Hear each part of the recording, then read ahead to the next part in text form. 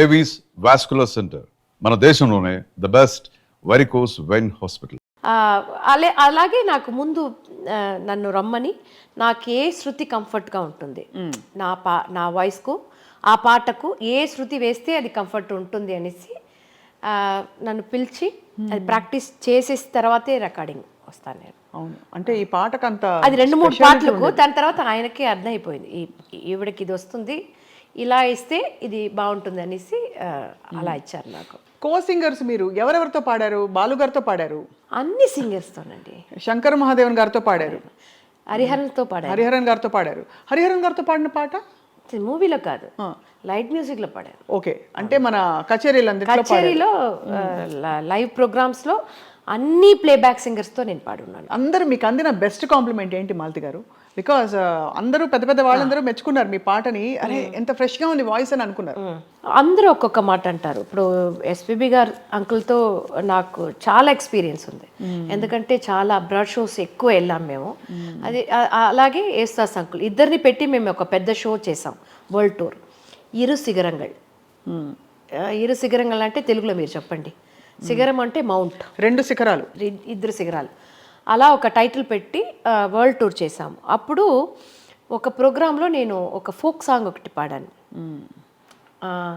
తందననాదినం తందననాదినం తందననాదినం తందనానే తందననాదినం తందనానే తందననాదినం తందననాదినం తందననాదినం తందనానే అని చాలా ఫాస్ట్ వస్తుంది, అని కొలవంతా వస్తుంది దాంట్లో, అలా వస్తుంది. ఆ పాట విని యేసుదాస్ అంకుల్ మైక్లో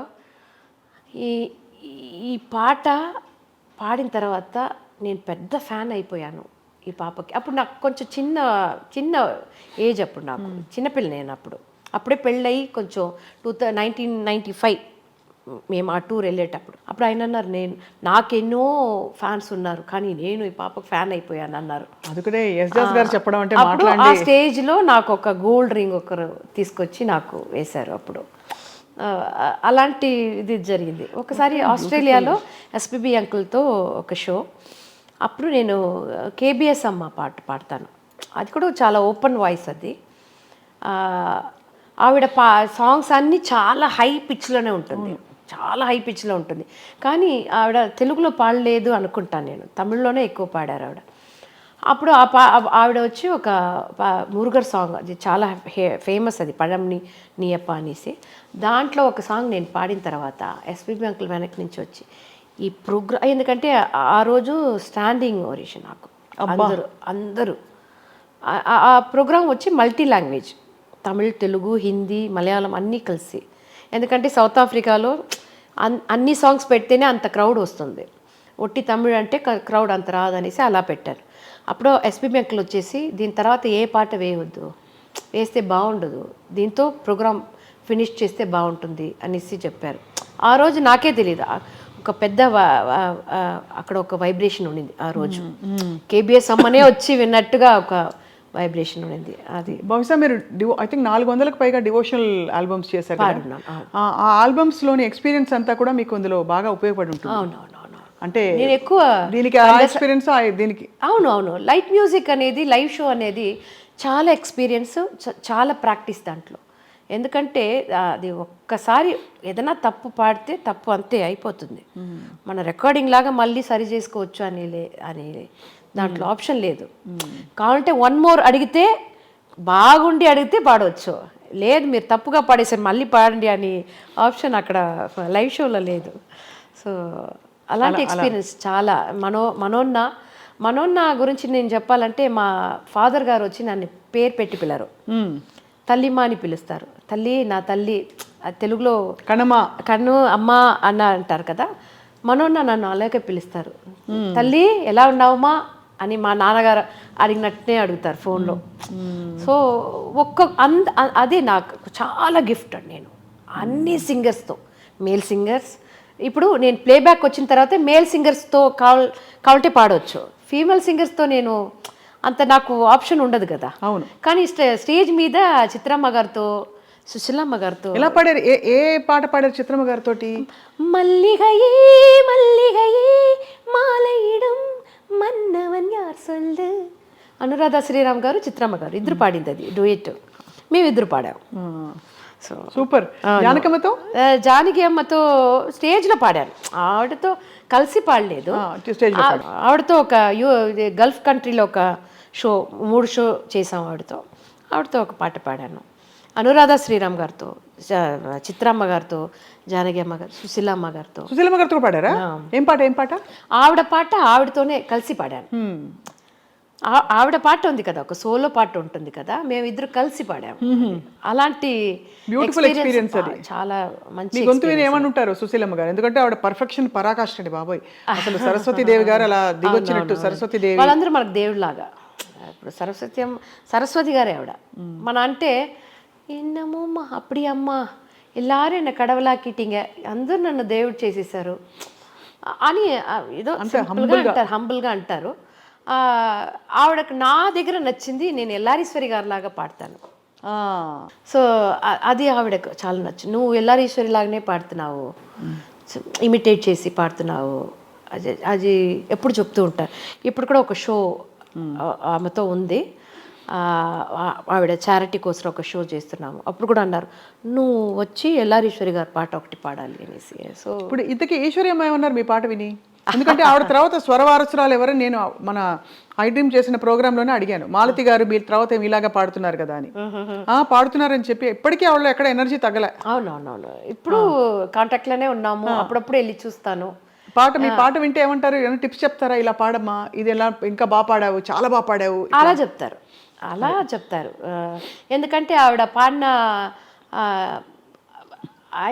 పాడిన పాటలు అసలు ఫీమేల్ సింగర్స్ పాడేదని చాలా కష్టం అండి. ఎలాంటివి? మెలడీస్ పాడేయచ్చు. తమిళ్లో ఒక పాట, శివాజీ గణేశన్ యాక్ట్ చేసిన పాట, ఆ పాట హిందీలో ఆ మూవీ వెళ్ళింది. అప్పుడు లతా మంగేష్కర్ గారిని ఆ పాట పాడమన్నారంట. ఆవిడ అన్నారంట, ఈవిడలాగా నా వల్ల పాడినవ్వదు, అది ఏం ఎక్స్ప్రెషన్ ఇచ్చారు, నా వల్ల పాడినవ్వదు అన్నారంట. ఇది అందరూ చెప్పి విని నాకు, ఎందుకంటే అలాంటి ఒక టఫ్ సాంగ్ అది.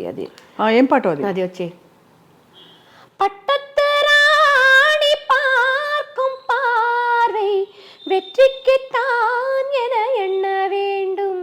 దాంట్లో ఒక ఎక్స్ప్రెషన్ ఇస్తారు, చాటకు ఉంది కదా, దాంట్లో కొడతారు,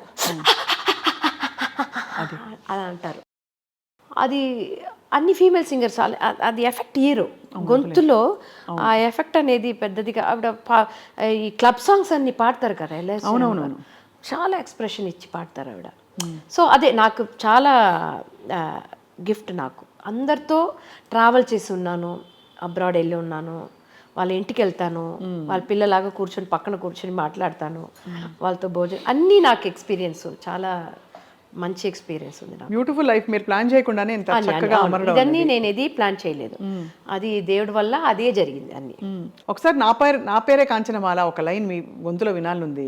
నా వయసే పాదరసం నేనసలే చిన్న రసం, నా పెదవే ద్రాక్షరసం, నా నడుమే నాగస్వరం, నా సోకు పూలవనం, నా చూపు నీకు వరం, అందిట్లో ఆడతనం, అందిస్తా మూలధనం.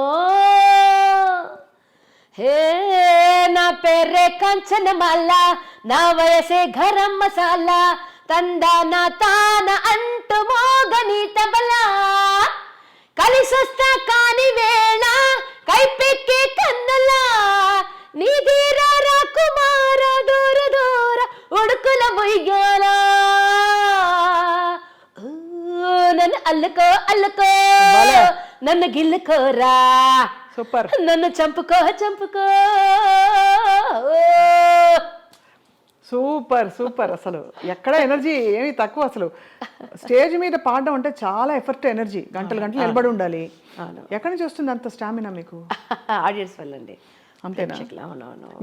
వరకు నన్ను ఒక మంచి సింగర్గా, వాళ్ళ ఇంటి అమ్మాయిలాగా, ఎందుకంటే నాకు నాతో వచ్చి మాట్లాడేవారు అందరూ ఒక సింగర్, ఒక ఆడియన్స్ లాగా మాట్లాడరు. ఏదో వాళ్ళ ఇంటి అమ్మాయిలాగా నాతో మాట్లాడతారు. ఎప్పుడు ఇరుకమ్మా ఎలా ఉన్నారు, బాగున్నారా, ఇంట్లో అందరూ బాగున్నారా, మీ ఆయన ఎలా ఉన్నారు, అలా మాట్లాడతారు నాతో. సో ఒక సెలబ్రిటీ అలా నేను ఎవరితో అలా ఉండను. ఎక్కడన్నా ఊరికి వెళ్తే కూడా, ఫారిన్ ఎక్కడన్నా అబ్రాడ్ వెళ్తే కూడా దయచేసి నాకు హోటల్ వద్దంటాను. ఎందుకంటే ఎక్కడన్నా ఇంట్లో ఉంటే నాకు ఇంట్లో ఉండే ఫీల్ ఉంటుంది, మంచి భోజనం దొరుకుతుంది మనకు. వాళ్ళతో ఒక ఫ్యామిలీ లాగా అయిపోతాను నేను. సో అది ఒక పెద్ద గిఫ్ట్ నాకు. అదే ఎనర్జీ ఇప్పుడు. అదే మీకు ఎనర్జీ వస్తుంది. బికాజ్ లేకపోతే అవుతున్న కొద్దీ మనకి కొన్ని రోజులు అయ్యాక బోర్ కొట్టేస్తుంది. బోర్ కూడా కాదు, అలవాటు అయిపోతుంది కదా, ఫెటిగ్ వచ్చేస్తుంది, ఎమోషనల్ ఫెటిగ్ వస్తుంది, మెంటల్గా మనం అలసిపోతాము. ఎంతసేపు ఏం డ్రెస్ వేసుకోవాలి కూడా మీరే అన్ని తీసి పెట్టుకోవాలి కదా. అవును. ఇప్పుడు ఇవాళ ఈ చీర కట్టుకోవాలి, ఈ సెట్ వేసుకోవాలి, మెళ్ళో అది ఇది అన్నీ తీసి పెట్టుకోవాలి, దానికే ఎనర్జీ పోతుంది. మళ్ళీ పాటలు శృతిలో ఉండాలి, మైండ్ స్టేట్ హాయిగా ఉండాలి. లైవ్ కచేరీలు అంటే ఈజీ కాదు కదా.